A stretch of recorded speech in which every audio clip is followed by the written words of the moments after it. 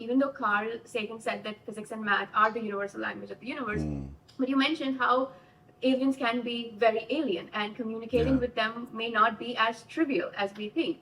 And considering the fact that we have not yet had any communication with them, do you Mhm. think we should still be focusing on developing tools so that when the time comes, we're ready? I have deep respect for Carl Sagan. It terrifies me to disagree with him at any level.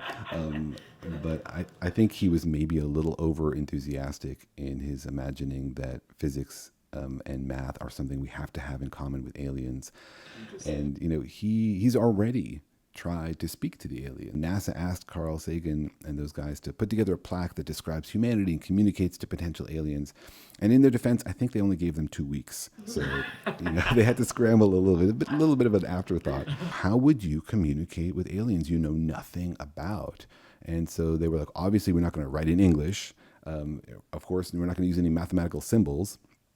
So they tried to use images. They like drew a hydrogen atom. They made a map of where we are in the galaxy using pulsars. They drew a picture of naked humans, for example. It's a plaque that went on the Pioneer probes that are at the edge of the solar system now, just continuing out into deep space. I love that.